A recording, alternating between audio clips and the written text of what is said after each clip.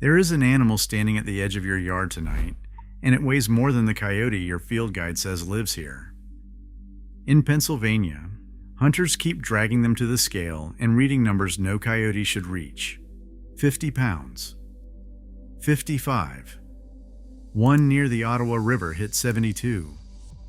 Its blood is part wolf, from a wolf that has been gone from these woods since 1892.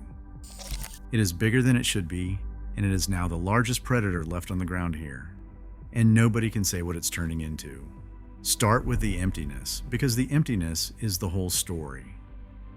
A little over a century ago, the forests of the Northeast held 3 animals that could kill you. The gray wolf, the mountain lion, and the black bear, which is still here and mostly wants to be left alone. The first 2 are not. The last confirmed wolf in Pennsylvania was killed in 1892. In New York, the last one fell in the Adirondacks a year later. The mountain lion held on a little longer in the record and a lot longer in the rumors, but the last animals anyone could verify turned up in New Brunswick in 1932 and in Maine in 1938, and then nothing.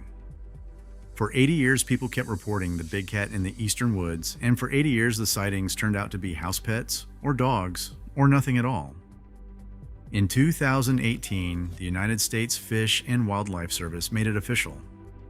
They took the eastern cougar off the endangered species list, not because it had recovered, but because it was extinct. You cannot protect an animal that no longer exists. None of it was an accident. For 2 centuries, this continent ran an open war on its big predators, with bounties paid out per scalp, per pelt, per pair of ears. Pennsylvania paid on wolves. States across the east paid on cougars. Trappers, poisoners, and hired hunters worked the woods with a thoroughness we now reserve for diseases, and by the early 1900s, they had won. The forest that met the first settlers, thick with wolves and cats and a balance older than any road on the map, was gone. In its place stood something that had never existed here before. A forest full of prey and empty of anything large enough to eat it. So by the middle of the last century, the eastern forest had a hole in it. The top of the food chain was vacant, and nothing in nature leaves a seat like that empty for long. Here's the part that should have been impossible. The animal that took the throne was not supposed to be within 1,000 miles of it. The coyote is a western animal. It evolved out on the open grasslands of the Great Plains, a lean, clever hunter of mice and rabbits and whatever else a dog-sized predator can run down in tall grass. It was never an eastern forest creature. For most of recorded history, the coyote's whole world stopped somewhere around the Mississippi, held in place by the bigger wolves that would not tolerate it. Wolves kill coyotes. Where wolves rule, coyotes stay small, stay hidden, and stay west. That was the arrangement for thousands of years. The wolf was the fence. As long as the fence stood, the coyote had a ceiling on how large it could grow and a wall it could not cross, and it lived its entire existence on the far side of both. Then people spent 100 years shooting, trapping, and poisoning the wolves out of existence, and the fence came down. With the wolves gone, the coyote did something almost no other large mammal has done in modern times. It expanded. Not because anyone carried it, not because anyone released it, but on its own 4 legs, in one of the fastest range expansions ever recorded on this continent. It walked east. Today the coyote lives in every one of the lower 48 states. It walked into a hole we made, and it filled it. And it walked into a second thing we made without meaning to. While we were pulling the predators out of the woods, we were also cutting the old forest into farm and field and second growth. The broken, edge-heavy country a deer loves best, and the white-tailed deer answered the way prey always answers an empty sky. It bred into numbers these hills may never have carried before, so the coyote did not arrive into a hard frontier. It arrived into a paradise built to its exact measurements. No wolf to keep it small, no cougar to crowd it, and more deer walking the tree lines than any lean mouse hunter out of the plains had ever imagined. The table was set. The only thing missing was an animal big enough to sit down at it. The first one ever recorded in Pennsylvania was killed in Tioga County, up on the New York line, in 1940. Within a generation, they were in every county in the state, and the people who watched it happen kept saying the same strange thing. These are not the coyotes we read about. They're too big. They run down deer. They sound on a cold night almost like something else. For a long time, there was a clean answer for that. An answer so tidy it held for more than a decade. And it is one of the best stories in the whole history of North American wildlife. To understand it, you have to follow two different waves of coyotes moving east because they did not all come the same way. In 2010, a team led by the biologist Roland Kays published the map. They looked at the DNA of 686 eastern coyotes and measured 196 coyote skulls, and they found that the animals had reached the northeast along two separate fronts. One wave went the short way, straight east below the Great Lakes, through Ohio and into western Pennsylvania. That wave stayed a coyote, plain, ordinary western coyote, just further from home. The other wave went the long way. It swung north, up and around the Great Lakes, through Ontario. And in Ontario, sometime around 1920, it walked into the last remnant of the wolves. There were still wolves up there, not many. Their numbers had been beaten so low that the survivors were having trouble finding each other to breed. A wolf with no wolf to mate with will, on rare occasions, take the next best thing. And the next best thing had just arrived, walking north out of the plains. So they bred. Wolf and coyote on the edge of the boreal forest at the exact moment the wolves were running out of options. It should not have worked. Wolves and coyotes are old enemies, and in almost any other century the wolf would have killed the smaller animal on sight long before it ever considered mating with it. It took a very particular kind of collapse. A wolf population beaten so low that a lone survivor's only choice was between no mate at all and the wrong one, to crack that door even slightly.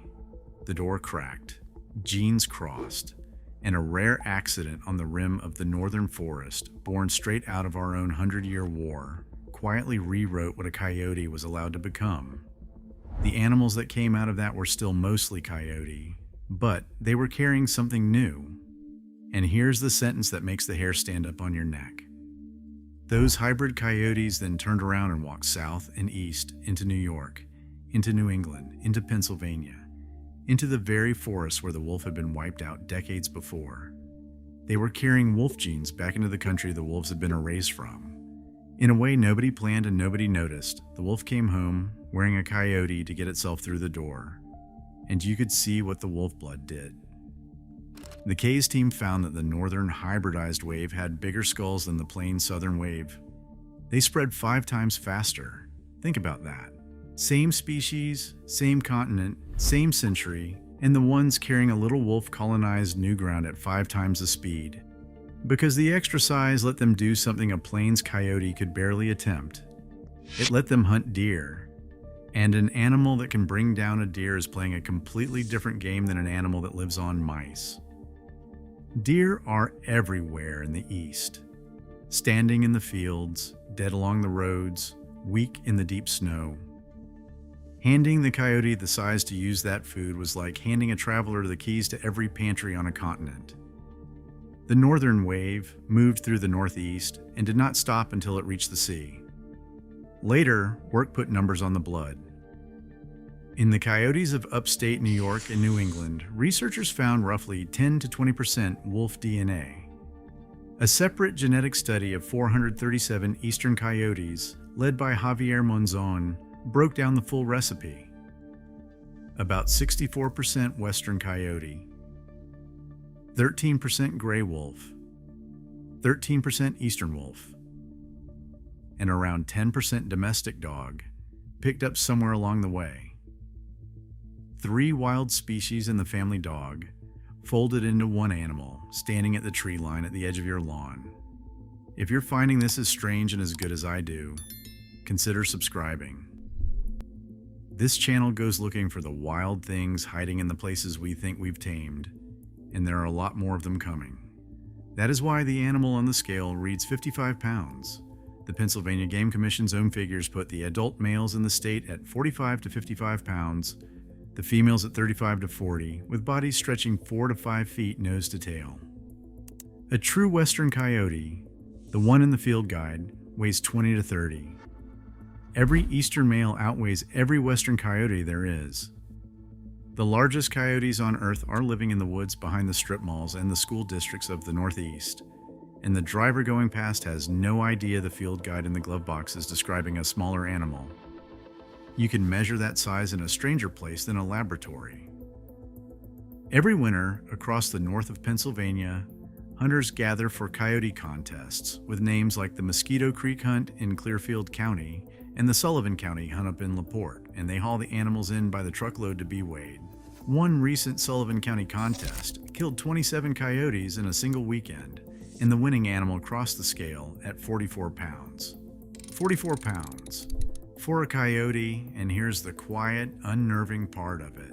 We hold these hunts every year. We kill them by the thousands across the region, and the population does not so much as flinch. Press a coyote population hard, and it answers by breeding harder, larger litters, more females breeding, the gap filled almost as fast as it opens. You cannot trap or shoot your way out from under this animal. We are not managing it. We are barely keeping pace with it. So it settled onto the throne. Not as a wolf exactly, but as the closest thing the forest had left. A study of 300 coyote droppings in Pennsylvania found deer in 57% of them. More than half. In a state with no wolves and no cougars, the biggest thing regularly killing and eating deer is an animal we still call a coyote, an animal that officially should top out at 30 pounds. And deer are only the headline. Comb through those same Pennsylvania droppings and you find the full ledger of an opportunist. Mice and voles, rabbits and woodchucks. Birds in 1 out of every 10. Insects in nearly 1 in 5. Fruit and plant matter in half of them in every season of the year. This is an animal that can run down a fawn like a wolf when the hunting is good and pick berries like a fox when it isn't. And that flexibility is exactly why it took hold where a fussier predator would have starved out. It has the body of an apex predator and the stomach of a scavenger, and it uses both. That 10% of dog in the blood may be part of the reason it thrives in the one place most large predators run from. The place with us in it. The researchers who study the Eastern Coyote suspect those old domestic dog genes helped it tolerate the noise, the light, the traffic, the sheer human density of the modern Northeast. It dens behind the outfield fence. It crosses the interstate in the dark. It raises pups within earshot of the highway and moves through the suburbs so quietly that the people it lives among will tell you, with total confidence, that there are no coyotes for miles. In a study near the Ottawa River, biologists collared 4 of these animals and watched by satellite as they slipped back and forth between a public park and the edge of the city, denning just outside the boundary, ghosting through country full of hikers who never knew what shared the trail with them. The manager who ran the study said it as plainly as anyone can. They aren't a threat. They're wary. They are simply extraordinarily good at not being seen. It is not a wolf. It cannot do everything a wolf did. It doesn't hunt in the big coordinated packs that could pull down a bull moose, and the diet studies bear that out. The Eastern Coyote leans on fawns, on the sick, the old, the road-killed, the winter weak. It fills part of the empty seat, not all of it. But part of an apex is a great deal more than the nothing the forest had for most of a century. Quietly, without a single headline at the time, the top of the Eastern food chain got occupied again. By something new. And for years, that was the ending. Wolves gone, hole opens, wolf blood sneaks back through Canada inside a coyote, coyote grows, coyote takes the throne. Clean, satisfying. The kind of story that closes the book. Except the answer is about to stop working. Because if you take that story at face value, it predicts something specific. It says the animal is on a road. It says wolf genes make it bigger, bigger makes it more successful. And so the Eastern Coyote should be climbing, generation after generation, growing steadily toward the wolf-shaped hole it's trying to fill. A predator on its way up. That is the tidy version. And the tidy version is exactly what the newest science can't confirm. In recent years, researchers have gone back with tools the 2010 team never had, sequencing across the whole genome of more than 1,000 eastern coyotes, with Pennsylvania sitting right in the middle as the place where the two ancient waves finally met. If the clean story were true, they should have found it written in the bodies. More wolf ancestry, more weight, and a clear climb over time. They didn't. The differences in body weight between the genetic groups came back only modest. And the trend over time, the steady climb the story predicts, wasn't clearly there. The animals were not marching in a straight line toward wolfhood. The neat arrow, wolf genes, to bigger body to bigger future, turned out to be a lot blurrier than the headline Coyote becomes wolf version everyone had already fallen in love with, which leaves us with a genuinely unsettling gap. We know the Eastern Coyote is far bigger than a Western one. We know it carries the wolf. We know it rules the ground here now. What we do not know is what it is doing next, whether the size is still moving, whether it is settled or paused, or is quietly heading somewhere none of the models saw coming. The one thing the tidy story promised us, a direction, is the thing the data won't hand over. And there's a second crack in the clean answer, and this one is in the name. You have heard these animals called Coywolves. It's a good word. It sells. But sit down with the people who actually study them and most of them will not use it. To a geneticist, the Eastern Coyote is not a wolf, not a 50-50 splice, not a stable new species you can pin to a board. It is a moving genetic average, still shifting county by county, with wolf ancestry running heavier in the deer country up north and thinner in the towns. We keep trying to give it one clean name, one clean story, one clean direction. The animal keeps refusing all three, and that refusal reaches past the vocabulary. Our whole system for protecting wild animals runs on clean species lines. A thing is either a species we recognize and protect, or it is not. But the Eastern Coyote is a living argument against the filing cabinet itself. The same genetic work that muddies its name has thrown the status of the red wolf and the eastern wolf into doubt as well. Animals whose standing as true species is now fought over precisely because the border between wolf and coyote turned out to be so porous. When the categories blur this badly, the law has nothing firm to grip. And an animal the law cannot categorize is an animal the law cannot quite see, even as it stands at the top of the food chain across the entire Northeast. I'd love to know if one has ever crossed your path. Tell me in the comments where you're watching from, and whether you've seen one of these big eastern coyotes at your own tree line, on a road at dusk, standing in a field where a coyote has no business looking that large. The sightings are the story too. So if the tidy answer is broken, what's left? A handful of possibilities, and none of them is comfortable. The first is the simplest and the strangest. It says we are watching evolution happen in real time, and we are standing inside it. Most of the great predator stories on this continent are stories of loss. Animals subtracted from the map one bullet at a time.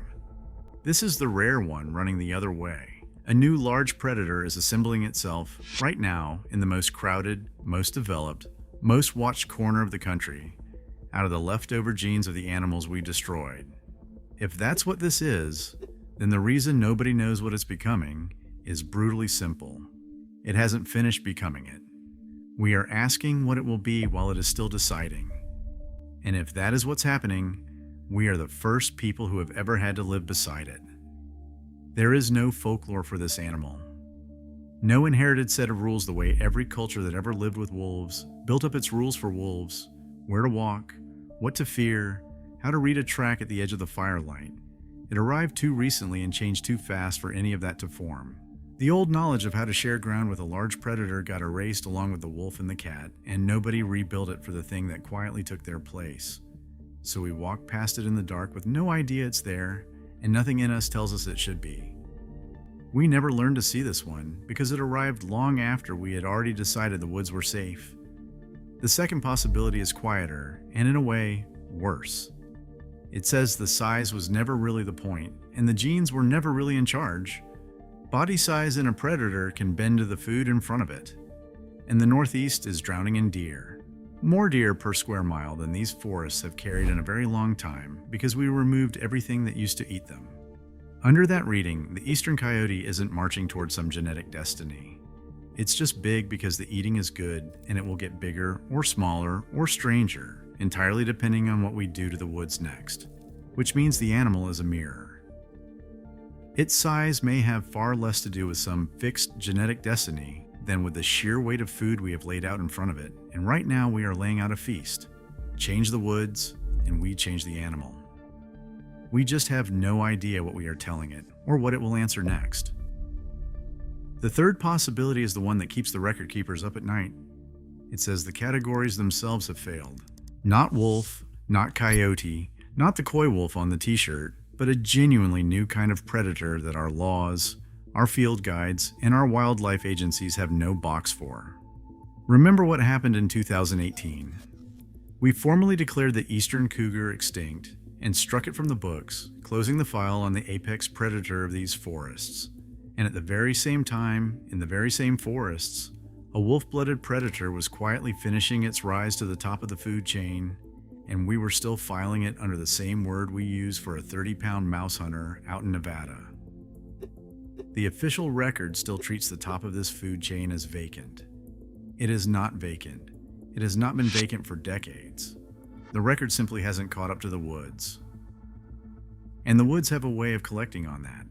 Every deer the paperwork assumes has no natural predator, every fawn season the models hand to us alone to manage, is quietly being edited by an animal the record refuses to name.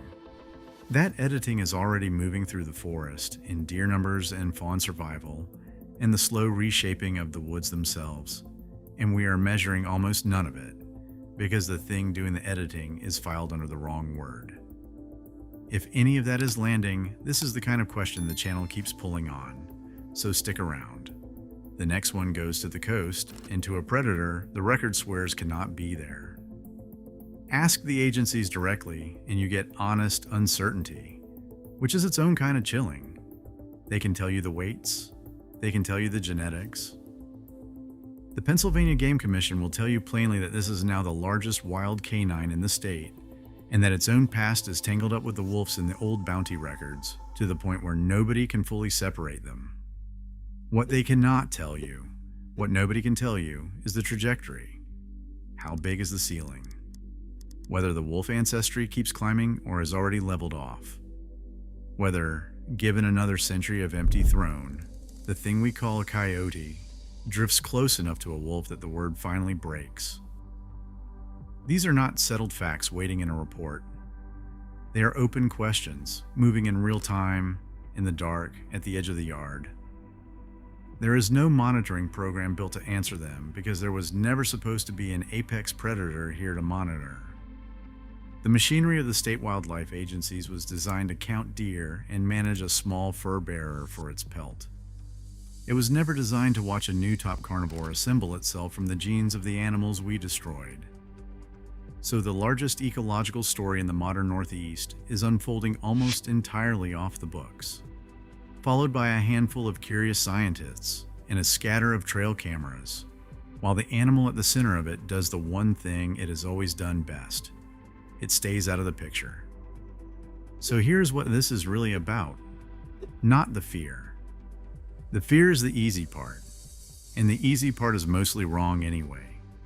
These animals are wary, they avoid us, and the danger they pose to a person is small. This is about the seeing.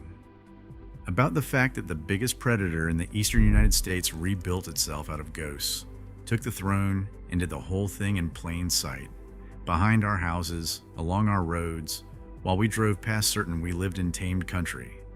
It never asked our permission. It was never in the field guide, and it is still changing into whatever it's going to be, whether or not a single one of us ever looks up long enough to notice. Go back to the beginning. The tree line at the edge of the mowed grass, the place where your lawn stops and the older world starts again. The deer are out there, more than the forest is held in living memory. The wolf is out there too, in a way. Its blood still walking these hills 130 years after we swore we'd erased it, folded now into a yellow-eyed animal we can't quite name.